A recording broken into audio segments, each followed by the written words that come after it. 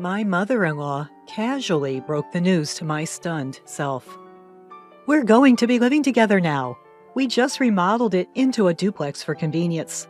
The property is in your name, right, Emma?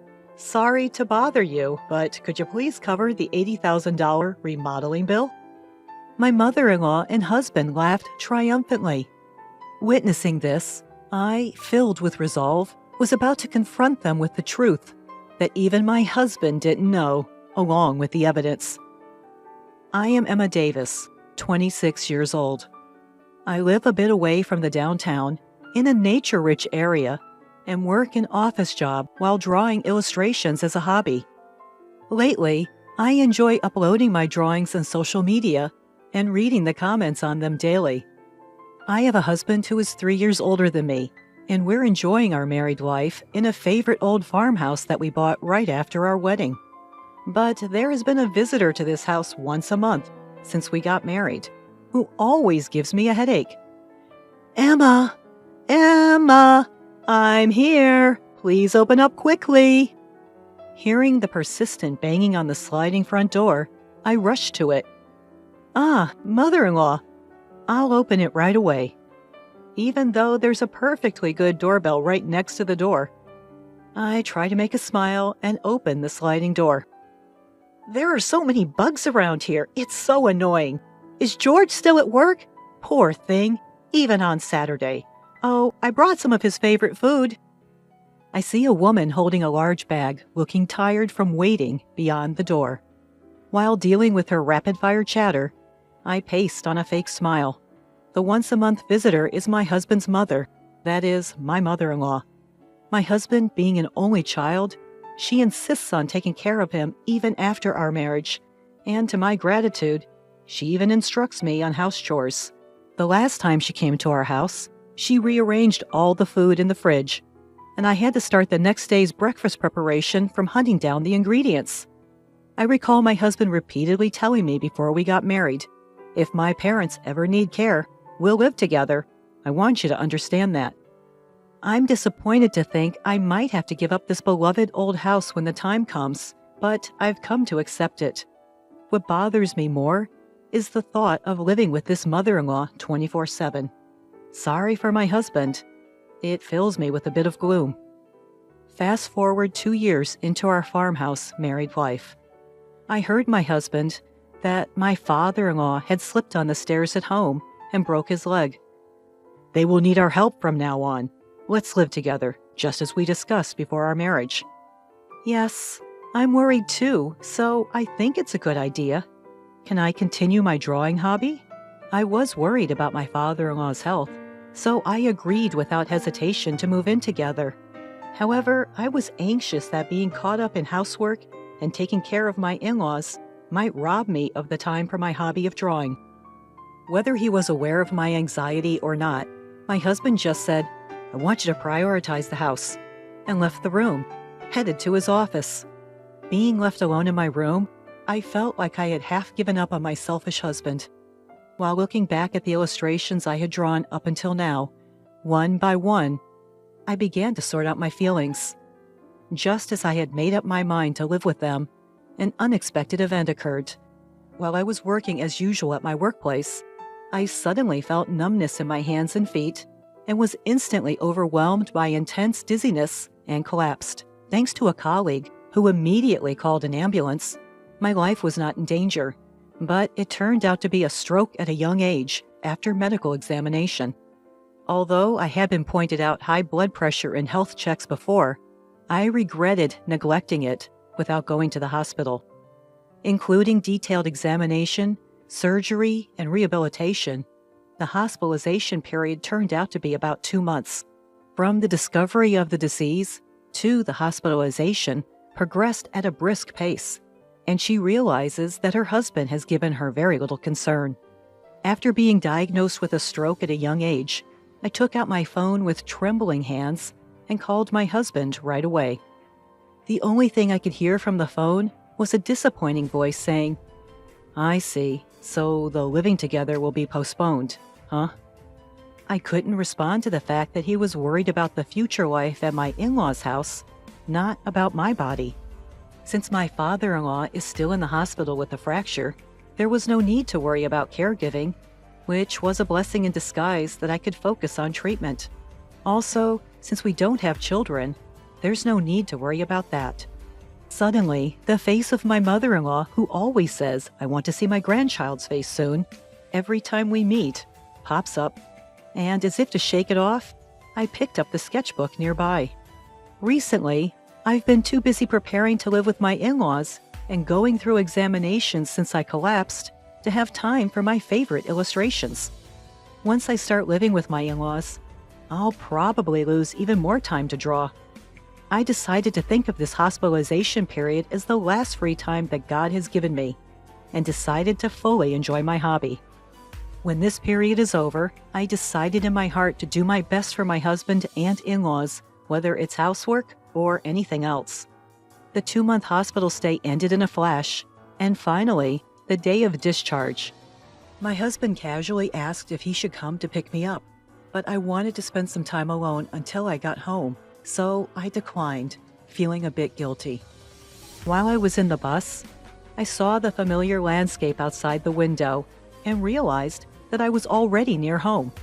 The sunlight hitting the beautiful green leaves was dazzlingly sparkling, making me feel indescribable as I thought, this is goodbye to this rich, natural place.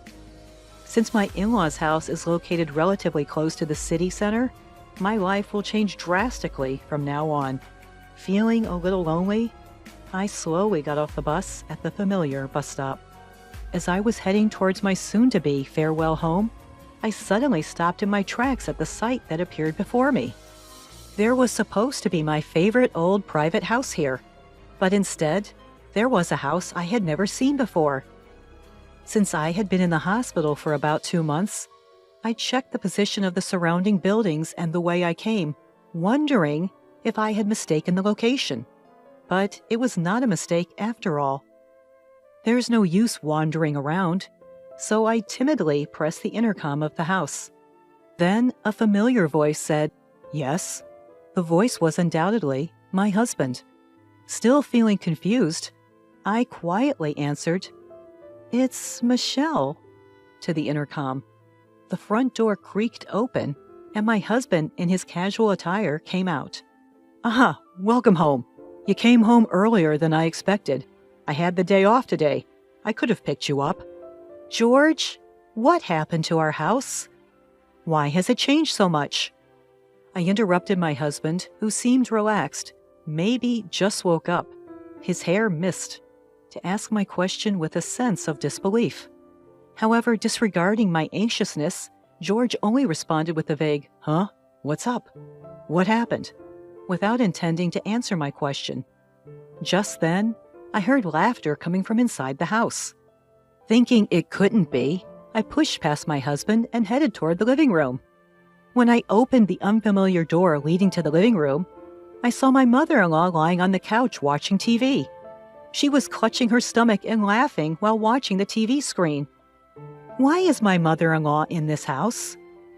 "Oh, Michelle, welcome back. Hospital stays can be long, but don't worry. I took care of the house while you were gone."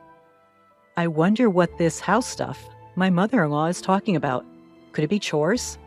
Or, with an overwhelming bad feeling, I pressed my mother-in-law on why the old house had changed so much. Without showing any sign of guilt, she blurted out, "Well, we're all going to live together, right? So I just remodeled it into a duplex to make it more comfortable." The phrase, "just remodeled it into a duplex," kept replaying in my mind. My mother-in-law was always the type to interfere with our life, but I never expected her to remodel our house without permission.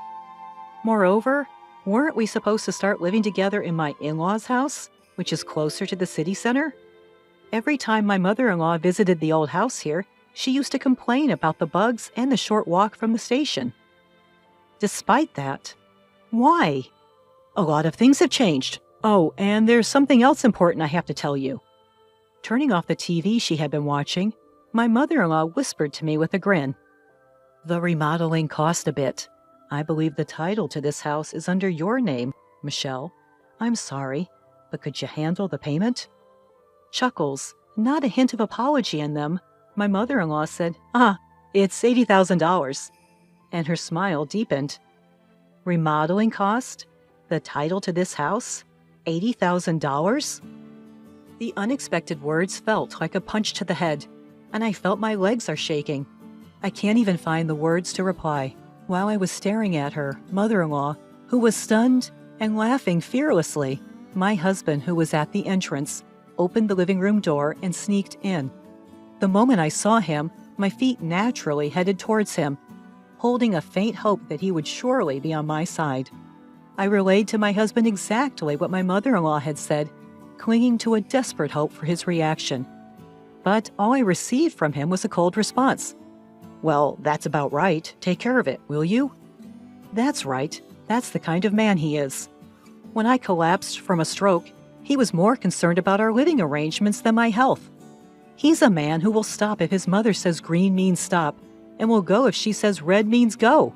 A man who always thinks his mother is right. The discomfort and dissatisfaction I'd felt toward my husband escalate once it flooded. I was done. I thought from the bottom of my heart, I would throw this family. I understand now, George. I am going to divorce you. And mother-in-law? No, Cecilia. Please handle the renovation costs on your own. After declaring this all at once, I turned my back on them and moved to leave the room as quickly as possible. But it seemed they weren't going to let me go so easily. I've been losing interest in you anyway, so it's no big deal. But remember, this house is in your name, Emma, so you have a responsibility to pay.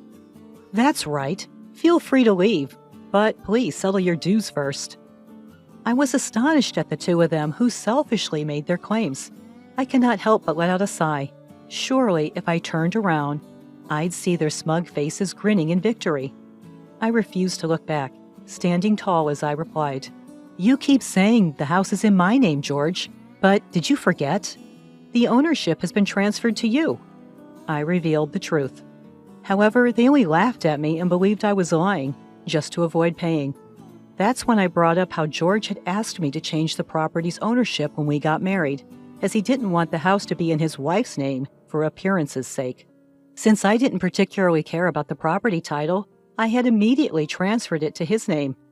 Upon hearing this, the laughter of the two who had been so complacent until now abruptly stopped, and I could feel the panic gradually setting in. I don't recall saying such a thing. There's no proof anyway. Anticipating this response, I turned back to face them, walked past them, and opened a drawer of a shelf from our old house. Let's see. It should be somewhere around... here it is. This is the proof. I took out a document from the drawer where the property and the house ownership were listed and showed it in front of their faces. When I carefully pointed to the part that said the ownership was in George's name, my husband's face turned pale. That's fraud. I never thought you'd actually do it, and I definitely can't pay such a huge sum of $80,000. I was disgusted with my husband, who started yelling as soon as he realized the payment obligation was on him. Since a decent conversation seems impossible, let's communicate through lawyers from now on.